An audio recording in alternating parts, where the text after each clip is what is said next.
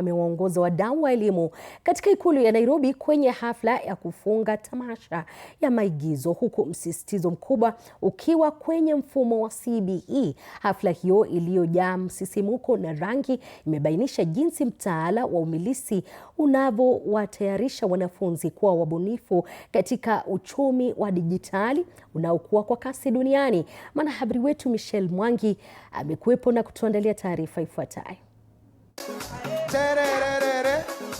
Sauti za mdundo wa ngoma na nyimbo za kitamaduni zilipamba mazingira ya ikulu ya Nairobi,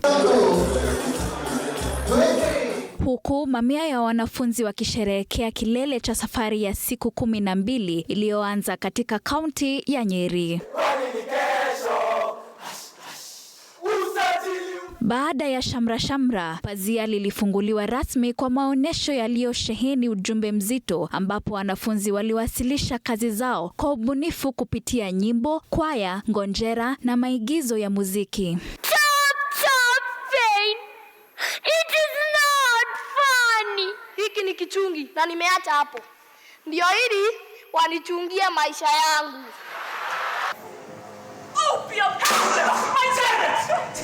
Mwenyekiti wa tamasha Profesa Odhiambo alisisitiza kuwa mfumo huu umewapa wanafunzi uwezo wa kufikiria kwa kina na kutengeneza fursa za kipato kupitia ubunifu wao. The festival remains a critical pillar in the implementation of the competency-based education framework. It provides a practical which learners develop core competencies such as creativity, communication, collaboration and critical thinking. Waziri wa elimu Julius Migos Ogamba aliunga mkono akisema kuwa mkondo wa sanaa na sayansi ya michezo chini ya CBE ni nguzo muhimu inayowapa wanafunzi ujuzi wa vitendo katika ulimwengu wa sasa. That learning is not confined to textbooks and assessments, but extends to creativity, expression, innovation and critical engagement with society.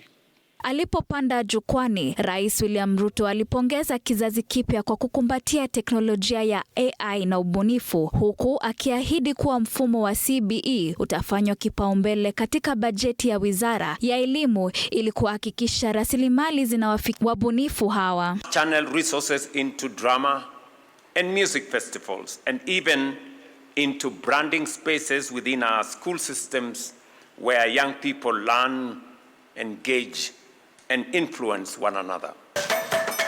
Siku ya leo tumeshuhudia jinsi mfumo wa CBE unavyobadilisha maisha ya wanafunzi kupitia nyanja za sanaa. Michelle Mwangi, TV47 kutoka ikulu ya Rais. Kazi safi Michelle Mwangi.